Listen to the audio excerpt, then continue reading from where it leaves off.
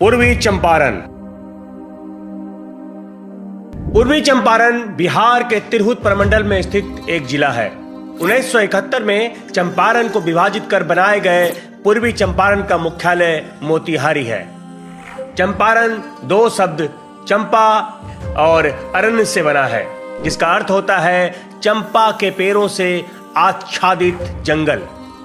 पूर्वी चंपारण के उत्तर में एक और जहां दूसरा देश नेपाल है, तो वहीं दक्षिण में मुजफ्फरपुर स्थित है। ऐसे ही इसके दूसरी ओर पूर्व में शिवहर और सीतामढ़ी तथा पश्चिम में पश्चिम चंपारण जिला है। महाकाव्य काल से लेकर आज तक चंपारण का इतिहास गौरवपूर्ण एवं महत्वपूर्ण रहा है। दुनिया के सबसे पुराने धर्म के किताब में इस जगह का उल्लेख मिलता है।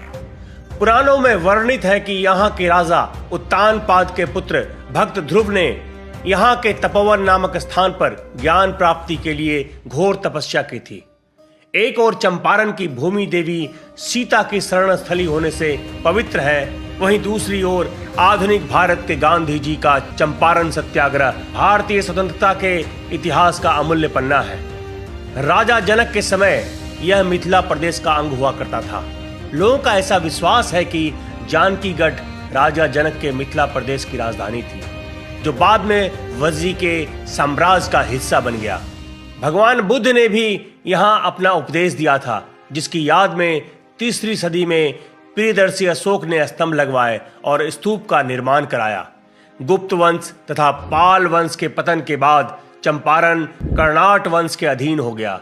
मुसलमानों के अधीन होने तक तथा उसके बाद भी यहाँ स्थानीय क्षत्रपों का सीधा शासन रहा। भारत के स्वतंत्रता संग्राम के समय चंपारण के ही एक रैयत एवं स्वतंत्रता सेनानी राजकुमार शुक्ल के बुलावे पर महात्मा गांधी अप्रैल 1917 में मोतिहारी आए और नील के फसल पर लागू 3 कठिया खेती के विरोध में सत्याग्रह का पहला सफल प्रयोग किया। आजादी की लड़ाई में यह एक नए चरण की शुरुआत थी। बाद में भी बापू यहाँ कई बार आए। अंग्रेजों ने चंपारण को सन 1866 में ही स्वतंत्र इकाई बनाया था, लेकिन 1971 में इसका विभाजन कर पूर्वी तथा पश्चिमी चंपारण बना दिया गया। ऐतिहासिक जगह होने के कारण यहाँ आज भी कई ऐतिहासिक स्थल स्थित है।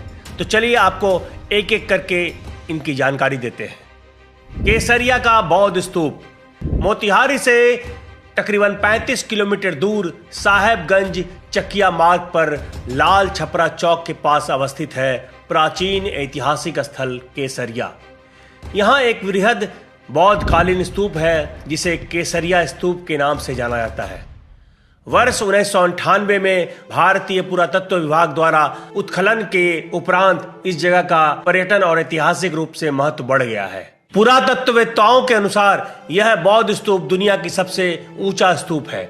यह स्थान राजधानी पटना से तकरीबन 120 किलोमीटर और वैशाली से तकरीबन 30 मील की दूरी पर अवस्थित है। लौरिया नंदनगढ़ अरेराज अनुमंडल के लौरिया गांव में स्थित है अशोक स्तंभ, जिसकी ऊंचाई तकरीबन 36.5 फीट है। इस स्तंभ का निर्माण 249 ईसा पूर्व सम्राट अशोक के द्वारा किया गया था। इस पर प्रियदर्शी अशोक लिखा हुआ है। इस स्तंभ को स्तंभ धर्मलेख के नाम से भी जाना जाता है। सम्राट अशोक ने इसमें अपने 6 आदेशों के संबंध में लिखा है। अनुमान के अनुसार इस स्तंभ का कुल वजन 40 टन है। कहा जाता है कि इस स्तंभ के ऊपर जानवर की मूर्ति थी, जिसको कोलकाता संग्रहालय में भेज दिया गया। गांधी स्मारक मोतिहारी चंपारण की शान का प्रतीक गांधी मेमोरियल स्तंभ, जिसका शिलान्यास 10 जून 1972 को तत्कालीन राज्यपाल D.K. वरूज के द्वारा किया गया था। 18 अप्रैल 1978 को वरिष्ठ गांधीवादी विद्याकर कवि ने इस स्तंभ को राष्ट्र को समर्पित किया।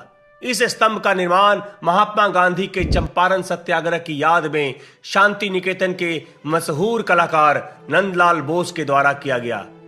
चुनार पत्थर से निर्मित इस स्तंभ की लंबाई 48 फीट है।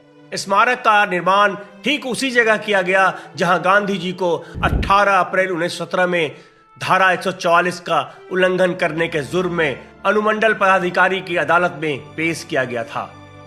जॉर्ज ऑरवेल स्मारक अंग्रेजी साहित्य के महान लेखक जॉर्ज ऑरवेल का जन्म 25 जून 1903 को मोतिहारी में हुआ था। उस समय उनके पिता रिचर्ड वेल्मेस्ली ब्लेयर चंपारण के अफीम विभाग में सिविल अधिकारी थे। उनका घर आज भी वहां उपस्थित है। विश्व कबीर शांति स्तंभ जिला मुख्यालय से तकरीबन 10 किलोमीटर पर पिपरा कोठी प्रखंड के बेलवातिया गांव में भारत का 8वां एवं बिहार का इकलौता विश्व कबीर शांति स्तंभ स्थापित है। रामगढ़वा उच्च विद्यालय तारकेश्वर नाथ तिवारी द्वारा बनाया गया हाई स्कूल पूर्वी चंपारण के रामगढ़वा में है। इस स्कूल ने ग्रामीण इलाके में शिक्षा का सूत्रपात किया। कई आईएएस, आईपीएस, डॉक्टर, अभियंता यहां से बने हैं। सोमेश्वर महादेव मंदिर मोतिहारी शहर से 28 किलोमीटर की दूरी पर दक्षिण पश्चिम अहिराज में स्थित है भगवान शिव का प्रसिद्ध मंदिर, जो सोमेश्वर शिव मंदिर के नाम से जाना जाता है। श्रावणी मेला के समय केवल चंपारण से ही नहीं बल्कि देश विदेश से हजारों की संख्या में भक्तगण भगवान शिव का जलाभिषेक करने यहां आते हैं। सीता कुंड मोतिहारी से तकरीबन 16 किलोमीटर दूर पीपरा रेलवे स्टेशन के पास एक पुराने किले के परिसर में सीता कुंड स्थित है। माना जाता है कि भगवान राम की पत्नी सीता ने त्रेता युग में इस कुंड में स्नान किया था। इसके किनारे भगवान सूर्य, देवी दुर्गा, हनुमान सहित कई अन्य मंदिर भी बने हुए हैं।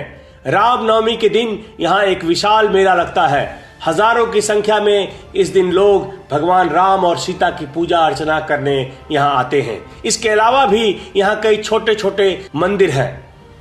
तिरहुत का अंग होने पर भी अलग अलग भाषा तथा भौगोलिक विशेषता के चलते चंपारण की संस्कृति वज्जिका भाषी क्षेत्रों से थोड़ा भिन्न है। जिले के सभी हिस्सों में भोजपुरी बोली जाती है, लेकिन हिंदी और उर्दू शिक्षा का माध्यम है। शहरों में अंग्रेजी माध्यम से पढ़ाने वाले स्कूल भी हैं। यद्यपि भोजपुरी संस्कृति यहाँ रची बसी है, किंतु लोगों में अपनी भाषा के लिए गौरव का अभाव है। उत्तर प्रदेश, झारखंड तथा बिहार के कई जिलों के करोड़ों लोगों सहित अंतर्राष्ट्रीय स्तर पर बोली जाने वाली भोजपुरी को लोग शिक्षा का माध्यम बनाने में हिचकते हैं, लेकिन शादी विवाह या अन्य मांगलिक अवसरों पर भोजपुरी संगीत कार्यक्रम का अभिन्न हिस्सा होता है। कभी नील की खेती के लिए जाने जाने वाला जिला अब अच्छी किस्म के चावल और गुड़ के लिए प्रसिद्ध है। अपरिचितों का स्वागत भी गुड़ और पानी से किया जाता है।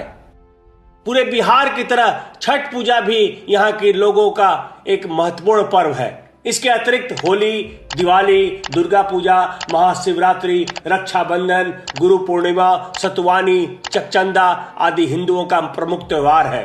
वहीं मुसलमानों का ईद, बकरीद और मुहर्रम बड़े धूमधाम से मनाते हैं। गंडक, बागमती तथा इसकी अन्य सहायक नदियों के मैदानों में होने से पूर्वी चंपारण की उपजाऊ मिट्टी खेती के लिए उपयुक्त है। हिमालय के गिरिपात क्षेत्र से रिसकर भूमिगत हुए जल के कारण तराई क्षेत्र को यथेष्ट आर्द्रता उपलब्ध है, इसलिए यहाँ दलदली मिट्टी का विस्तार है। लोगों के जीवन का मुख्य आधार कृषि और गृह उद्योग है। उत्तम कोटि के बासमती चावल तथा गन्ने के उत्पादन में जिले को ख्याति प्राप्त है। कुल मिलाकर देखा जाए तो यह जिला बिहार के अन्य जिलों की तरह अपने समृद्ध इतिहासों से भरपूर है, लेकिन देखरेख के अभाव में अपनी समृद्धि खो रहा है। आज के लिए बस इतना ही। फिर मिलेंगे अगले एपिसोड में किसी अन्य जिला को आपके समक्ष प्रस्तुत करते हुए। मैं बिहार हूं।